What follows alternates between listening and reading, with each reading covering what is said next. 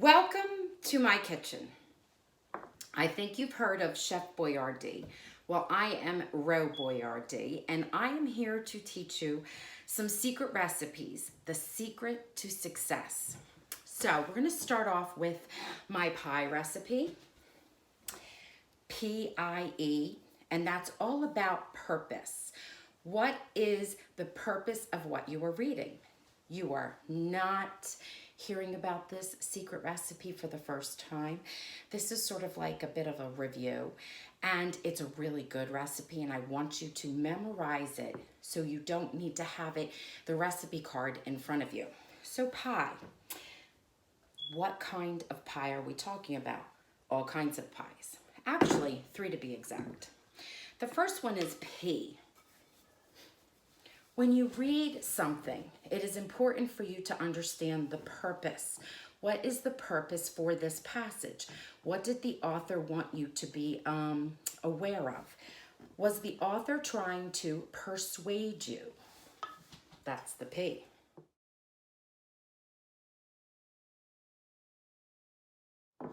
Then we have I. Was the author trying to inform you?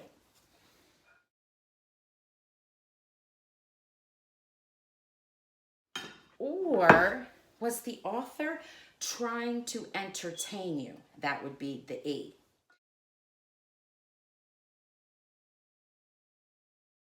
Now you say to yourself, why do I need to know this?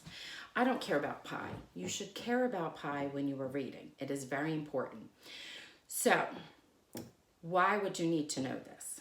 Well, it helps you, before you start to actually really read and dive in, it helps you to understand how to read it and when you would use these passages. So let's say you had to do a research report and it was on the Civil War. Would you want to read a passage that was being persuasive? Because if you read it, it's going to be filled with opinions and someone trying to prove that their point of view is correct.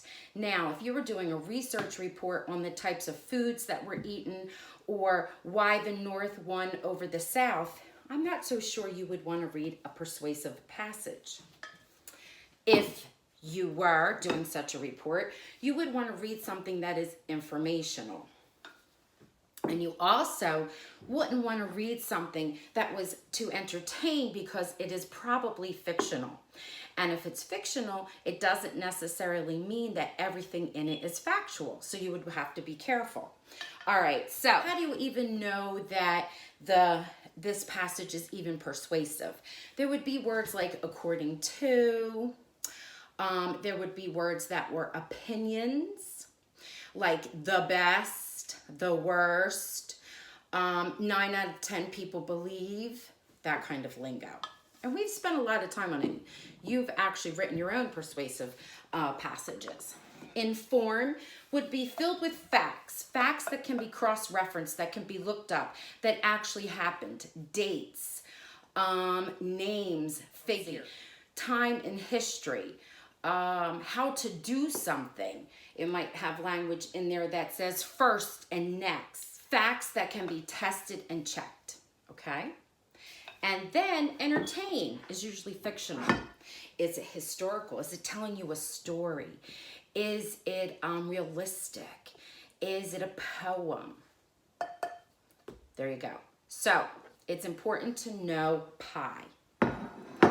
Persuade, inform, or entertain.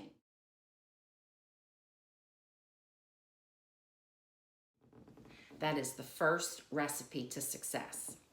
Thank you for joining me in my kitchen. Now it is your turn to chop, chop, chop, chop through this work. You are my new sous chefs.